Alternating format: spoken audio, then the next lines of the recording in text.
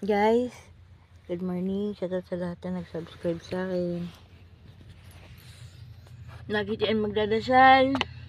Lahat na nababasto sa matanda, kinakarma. Tandaan nyo yan, mga bata, Barangay 12, Caloocan City. Huwag kayong mangbasto sa matanda. Titingnan nyo sarili nyo.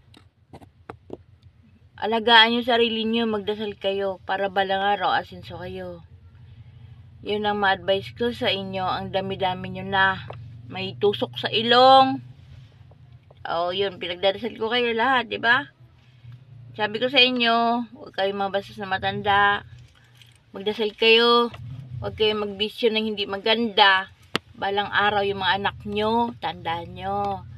Yung mga anak nyo, mas lala pa sa ginagawa nyo. Kasi yun, ang ginagawa nyo, yun ang gagawin din ng anak nyo.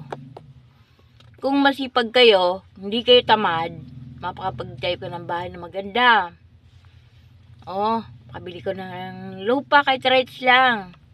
Mapagpatayo kayo para balang araw, yung mga anak nyo ay tapos na. Makapagtapos pag-aaral kasi, nagtrabaho kayo na maayos. Ngayon, mag-aral kayo kasi mahaba-haba pa yung nyo, pag edad nyo dapat ng 20, makapag-asawa na kayo. Pag edad nyo ng 30, may mag-aaral na kayong mga anak. Iba, ilan na sila?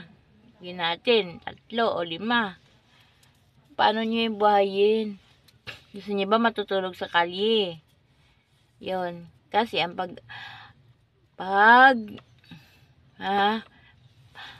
bastos ng mga matatanda, tandaan nyo, huwag kayo lumabas sa nanay nyo, tatay nyo. Pag pinagsabihan kayo, sumunod kayo. Ang daming trabaho sa bahay nyo, maglalaba, maglilinis, maglansa. Kung nag-aaral kayo, sikapin nyo makapagtapos. Pero kung nagbabastos kayo sa kapwa nyo, o kaya sa matatanda, ito sasabihin ko sa inyo, hindi kayo aasinso. Kahit anong sikap nyo, mamalasin kayo. Kahit anong trabaho nyo, madisgrasya kayo, maputulan kayo ng paa, mabulag kayo, yun ang tatandaan nyo.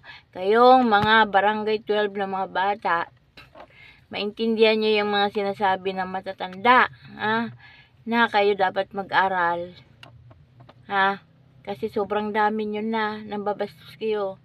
I'm Janet Tanilo YouTube channel.